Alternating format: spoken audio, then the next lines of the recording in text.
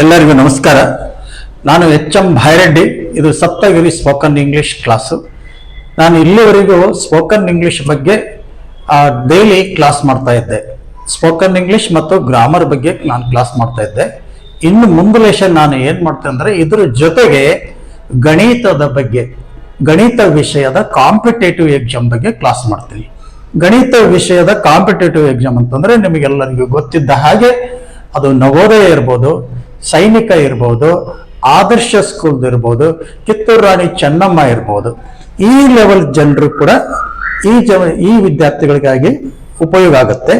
ಇದರ ಜೊತೆಗೆ ಏನಂತಂದ್ರೆ ನೀವು SD, FD, ಆಮೇಲೆ PDO, ಆಮೇಲೆ ವಿಲೇಜ್ ಅಕೌಂಟೆಂಟ್, ಇವಕ್ಕೂ ಕೂಡ ಯೂಸ್ ಆಗುವಂತ ಕಾಂಪಿಟೇಟಿವ್ ಎಕ್ಸಾಮ್ಸ್ ಅಲ್ಲಿಗೆ ಯೂಸ್ ಆಗುವಂತ ಮ್ಯಾಥಮೆಟಿಕ್ಸ್ ಕ್ಲಾಸುಗಳನ್ನ ಇನ್ನು ಮುಂದೆ ನಾನು ಮಾಡ್ತಾ ಇರ್ತೀನಿ.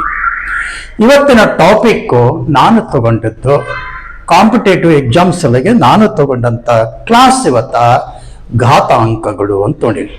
ಈ ಘಾತಾಂಕಗಳು ಅಂದ್ರೆ ಏನು? ಅದಕ್ಕೆ ಇಂಗ್ಲಿಷ್ನಲ್ಲಿ ಎಕ್ಸ್ಪೋನೆಂಟ್ಸ್ ಅಂತ ಕರೀತಾರೆ. ಇಂಗ್ಲಿಷ್ನಲ್ಲಿ ಎಕ್ಸ್ಪೋನೆಂಟ್ಸ್. ನಾನು ಎರಡು ಮೆಥಡ್ ಅನ್ನ ಟೀಚ್ ಮಾಡ್ತಿರ್ತೀನಿ. ಇದು ಕನ್ನಡ ಮಾಧ್ಯಮನೂ ಮಾಡ್ತೀನಿ, ಇಂಗ್ಲಿಷ್ ಮಾಧ್ಯಮದಲ್ಲಿ ಕೂಡ ನಾನು ಟೀಚ್ ಮಾಡ್ತೀನಿ.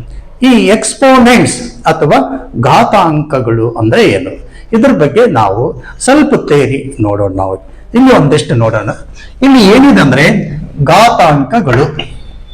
ಘಾತಾಂಕಗಳು ಅಂತಂದ್ರೆ ಇಂಗ್ಲಿಷ್ನಲ್ಲಿ ಎಕ್ಸ್ಪೋನೆಂಟ್ಸ್ ಅಂತ ಕರೀತಾರೆ. ಈ ಘಾತಾಂಕಗಳು ಅಂದ್ರೆ ಹೆಂಗಿರ್ತಾವ ಅಂತಂದ್ರೆ ಎರಡು ನಂಬರ್ ಇರ್ತಾವ. ಇಲ್ಲಿ ಈ ತರ 5, 10. ಇಲ್ಲಿ ಕೆಳಗಿಂದು ದೊಡ್ಡದಿರ್ತದ, ಮೇಲಿಂದು ಸಣ್ಣದಿರ್ತದ. ಇಲ್ಲಿ 8, 3. ಇದು ದೊಡ್ಡದು, ಇದು ಸಣ್ಣದು. ಇಲ್ಲಿ 2, 5. ಇದು ದೊಡ್ಡದು, ಇದು ಸಣ್ಣದು. ಇಷ್ಟರ ಹೇಳಿದೆ ನಾನು. ಇದು ಆರ್ಡಿನರಿ ಮೆಥಡ್. ಈ ಘಾತಾಂಕದಲ್ಲಿ ನಾವು ಮಾತಾಡ್ಬೇಕಂತಂದ್ರೆ ಈ ಕೆಳಗಿನದಕ್ಕೆ ಏನಿದಲ್ಲ 10ರ ಘಾತ 5. ಇದು ಹೆಂಗ್ ಹೋಗ್ಬೇಕಂದ್ರೆ 10ರ ಘಾತ 5, 10ರ ಘಾತ 5 ಈ ತರ ಆಗಿಸಿ ನಾವು ಓದ್ಬೇಕು. ಇದು 8ರ ಘಾತ 3, 8ರ ಘಾತ 3. ಆಮೇಲೆ ಇದು 2ರ ಘಾತ 5 ಅಂತಿಗೆಸಿ ಇದು ಓದುವಂತ ರೀತಿ, ಘಾತಾಂಕಗಳಲ್ಲಿ ಓದುವಂತ ರೀತಿ. ಇದನ್ನ ಇಂಗ್ಲಿಷ್ ನಲ್ಲಿ ಹಾಕಿದ್ರೆ 10 to the power of 5 ಅಂತ ಕರಿತೀವಿ, 8 to the power of 3 ಅಂತ ಕರಿತೀವಿ, 2 to the power of 5 ಅಂತ ಕರಿತೀವಿ. ಎಷ್ಟು ಬೇಕಷ್ಟು ನಾವು ಯಾವುದೇ ನಂಬರ್ ಎಕ್ಸಾಮ್ ದಲ್ಲಿ ಕೊಟ್ರೆ ಈ ರೀತಿಯಾಗಿ ನಾವು ಅಲ್ಲಿ ಓದ್ಬೋದು. ಆಮೇಲೆ ಇಲ್ಲಿ ಏನಿದೆಲ್ಲ ಇದಕ್ಕೆ ಈಗ 2ರ ಘಾತ 5 ಅಂತ ಹೇಳಿದ್ವಿ. ಈ 2 ಅಂದ್ರೆ ಏನು, 5 ಅಂದ್ರೆ ಏನು? 2ಕ್ಕೆ ನಾವು ಏನ್ ಕರಿತೀವಿ ಅಂದ್ರೆ ಆಧಾರ ಸಂಖ್ಯೆ. ಈ ಕೆಳಗೇನ್ ಇರ್ತಲ್ಲ, ಈ ಕೆಳಗಿದ್ದದಕ್ಕೆ ನಾವು ಆಧಾರ ಸಂಖ್ಯೆ ಅಂತ ಕರಿತೀವಿ. ಇಲ್ಲಿ ಘಾತಾಂಕದಲ್ಲಿ ಇರ್ತಲ್ಲ ಅದಕ್ಕೆ ಘಾತ ಸೂಚಿ ಅಂತ ಕರಿತೀವಿ. ಇದೇ ಒಂದು ಪ್ರಾಬ್ಲಮ್ ತಗೊಂಡ್ರೆ ಇಲ್ಲಿ 2 ಏನಾಗುತ್ತೆ ಆಧಾರ ಸಂಖ್ಯೆ ಆಗುತ್ತೆ, 5 ಏನಾಗುತ್ತೆ ಘಾತ ಸೂಚಿ ಆಗುತ್ತೆ. ಇದು ಏನಾಗುತ್ತೆ ಅಂದ್ರೆ ಇಷ್ಟು ಈ ಒಂದು ಘಾತಾಂಕದ ಬಗ್ಗೆ ವಿವರಣೆ ಆಯ್ತು. ಆದ್ರೆ ಎಕ್ಸಾಮ್ದಲ್ಲಿ ಮೇನ್ ಆಗಿ ಏನು ಕೇಳ್ತಾರೆ, ಇದು ಒಂದು ರೀತಿ ಕೇಳ್ತಾರೆ, ಆಧಾರ ಸಂಖ್ಯೆ ಬರೀರಿ, ಘಾತಾಂಕ ಸೂಚಿ ಬರೀರಿ ಅಂತ ಕೇಳ್ತಾರೆ. ಆ ನಂತರ ಮತ್ತೇನು ಕೇಳ್ತಾರೆ ಅಂತಂದ್ರೆ ದೊಡ್ಡ ದೊಡ್ಡ ಪ್ರಾಬ್ಲಮ್ ಕೇಳ್ತಾರೆ. ಯಾವ ರೀತಿಯಾಗಿ ದೊಡ್ಡ ಪ್ರಾಬ್ಲಮ್ ಇರ್ತಾವ ಅಂತಂದ್ರೆ ಇಲ್ಲಿ ನೋಡ್ರಿ, ಇಲ್ಲೊಂದು ಕೊಟ್ಟಿದ್ದೀನಿ, ಇಲ್ಲೊಂದು ಸಮಸ್ಯೆ ಇದೆ. ಇಲ್ಲೊಂದು ಏನಂತಾರೆ 32ಅನ್ನು 5ರ ಆಧಾರ ಸಂಖ್ಯೆಯ ಘಾತಾಂಕ ಬರಿ ಅಂತ ಹೇಳ್ತಾರೆ. ಹೆಂಗ್ ಬರಿಬೇಕಂತಂದ್ರೆ ವೆರಿ ಈಸಿ. ಇಲ್ಲಿ ನೋಡ್ರಿ, ಈ 32 ಇಲ್ಲಿ ಬರ್ಕೋಬೇಕು. ಆಮೇಲೆ ಇದು ಇದು ಇದು ಏನು 2 ಇರ್ತದೆ.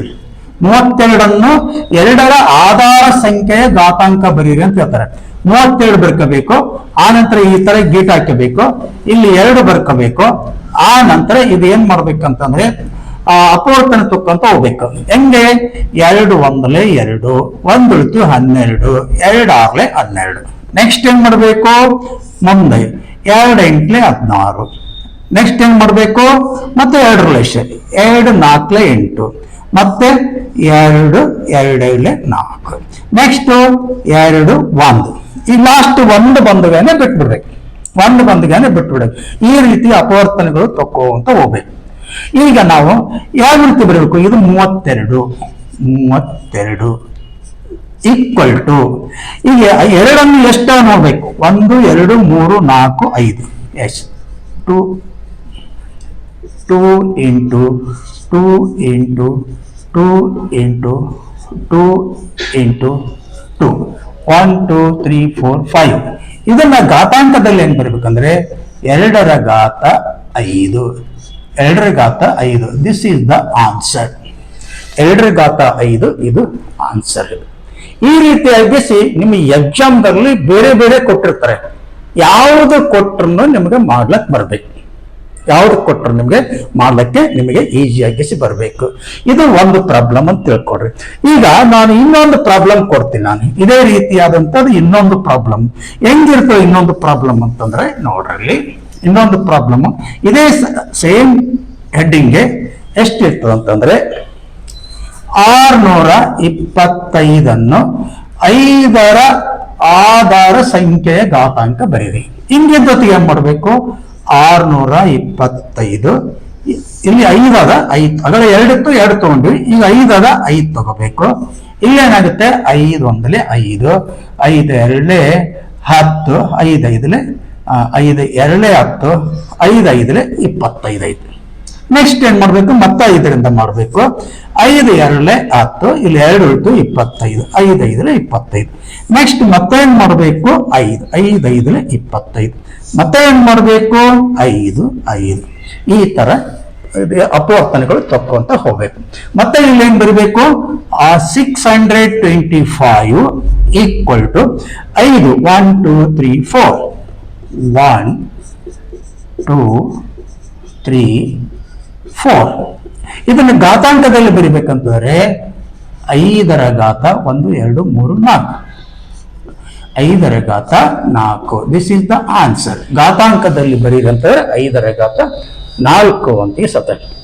ಇದೇ ತರ ಆಗಿಸಿ ಈ ಪ್ಲೇಸ್ ನಲ್ಲಿ ಎಕ್ಸಾಮ್ ನಲ್ಲಿ ಏನಾದ್ರೂ ನಂಬರ್ ಕೊಡಬಹುದು, ಈ ಪ್ಲೇಸ್ ನಲ್ಲಿ ಏನಾದ್ರೂ ನಂಬರ್ ಕೊಡಬಹುದು. ಅವಾಗ ಕೊಟ್ಟಾಗ ಏನಾಗ್ತದ, ಇದೇ ತರ ಪ್ರೊಸೆಸ್ ಮಾಡ್ಬೇಕು. ಹಿಂಗ ಮಾಡಿಗೆಸಿ ಈ ತರ ಆಗಿಸಿ ಉತ್ತರ ಇಡ್ಬೇಕು.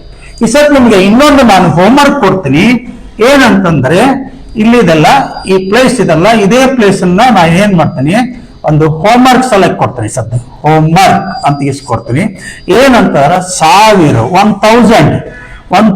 ಅನ್ನು 10ರ ಆಧಾರ ಸಂಖ್ಯೆಯ ಘಾತಾಂಕ ಬರೀರಿ. This is the homework. ಇದೇನ್ ಕೊಟ್ಟಿನಿ, ಇದು ಹೋಮ್ವರ್ಕ್ ಬರೀರಿ. ಬರೆದಿಗಿಸಿ ಇದಕ್ಕೆ ಉತ್ತರ ಕಂಡಿಡ್ರಿ.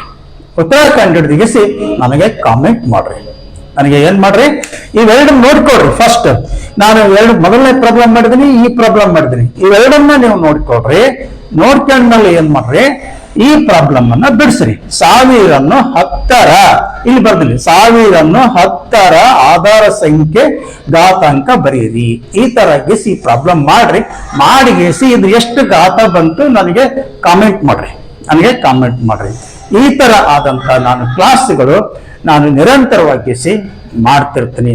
ನೀವು ಏನ್ ಮಾಡ್ಬೇಕು, ನಾನು ಈಗೇನ್ ಮಾಡಿ ನಾನು ಇಷ್ಟು ಇದನ್ನ ಏನ್ ಮಾಡ್ರಿ, ಒಂದು ನೋಟ್ಬುಕ್ ಮಾಡಿಕೊಡ್ರಿ.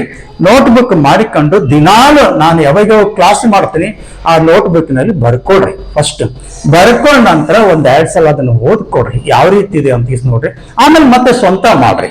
ಎಲ್ಲ ಆದ್ಮೇಲೆ ಈ ತರ ಹೋಮ್ವರ್ಕ್ ಕೊಟ್ಟವನ್ನ ಅಭ್ಯಾಸ ಮಾಡ್ರಿ. ಯಾಕಂದ್ರೆ ನಿರಂತರ ಅಭ್ಯಾಸದಿಂದ ನಾವು ಏನಾದ್ರೂ ಸಾಧನೆ ಮಾಡ್ತೀವಿ. ಸುಮ್ಮನೆ ನೋಡಿದ್ರೆ ಬರಲ್ಲ, ನೀವು ಒಂದ್ಸಲ ಮಾಡ್ಬೇಕದ. ಒಂದ್ಸಲ ಮಾಡಿಬಿಟ್ರೆ ನಿಮ್ಗೆ ಈಸಿಯಾಗಿಸಿ ಬರ್ತದೆ. ಈ ರೀತಿಯಾದಂತ ನಾನು ಕ್ಲಾಸ್ಗಳು ಮತ್ತೆ ಪದೇ ನಿಮ್ಗೆ ಮತ್ತೆ ಮುಂದಿನ ದಿನಗಳಲ್ಲಿ ನಾನು ಮಾಡ್ತಾ ಇರ್ತೀನಿ. ಸೈನಿಕ್ ಸ್ಕೂಲು, ನವೋದಯ, RMS ಮತ್ತು ಕಿತ್ತೂರು ರಾಣಿ ಚೆನ್ನಮ್ಮ, ಹಾಗೆ ಇನ್ನೂ ದೊಡ್ಡ ಲೆವೆಲ್ದ ಸ್ಪರ್ಧಾತ್ಮಕ ಪರೀಕ್ಷೆಗಳು ಇವೆಲ್ಲ, ಯಾವುದೋ PUC ಲೆವೆಲ್, ಕಾಲೇಜ್ ಲೆವೆಲ್ ಇವೆಲ್ಲ, ಅವ್ರಿಗೂ ಕೂಡ ಈ ಮ್ಯಾಥಮೆಟಿಕ್ಸ್ ಯೂಸ್ ಆಗುತ್ತೆ ಅವ್ರಿಗೂ ಕೂಡ ಅಂತಿಸಿ ಈ ರೀತಿಯಾದಂತ ಕ್ಲಾಸ್ಗಳನ್ನ ನಿರಂತರವಾಗಿ ನಾನು ಕ್ಲಾಸ್ ಮಾಡ್ತೀನಿ. ನೀವು ಇದನ್ನ ಏನ್ ಮಾಡ್ರಿ, ಇದನ್ನ ನೋಡ್ರಿ. ನಿಮ್ಗೆ ಇಷ್ಟ ಆದ್ರೆ ಲೈಕ್ ಮಾಡ್ರಿ, ಕಮೆಂಟ್ ಮಾಡ್ರಿ, ಮತ್ತು ಇದನ್ನ ಶೇರ್ ಮಾಡ್ರಿ. ನಿಮ್ಮ ಬೇರೆಯವರಿಗೆ ಕೂಡ ಶೇರ್ ಮಾಡ್ರಿ, ನಿಮ್ಮ ಫ್ರೆಂಡ್ಸಿಗೆ ಶೇರ್ ಮಾಡ್ರಿ. ಅವರು ಕೂಡ ಇಂಥ ಪ್ರಾಬ್ಲಮ್ಗಳು ಕಲಿತಾರೆ ಅಂತ ಹೇಳ್ತಾ ಇವತ್ತಿನ ಇಷ್ಟಕ್ಕೆ ನಾವು ಮುಕ್ತಾಯ ಮಾಡೋಣ. ನಾವು ಮತ್ತೊಂದು ಕ್ಲಾಸ್ನಲ್ಲಿ ಮತ್ತೆ ನಾವೆಲ್ಲರೂ ಭೇಟಿಯಾಗೋಣ ಅಂತ ಹೇಳ್ತಾ ಎಲ್ಲರಿಗೂ ನಮಸ್ಕಾರಗಳು. Thank you. One and all.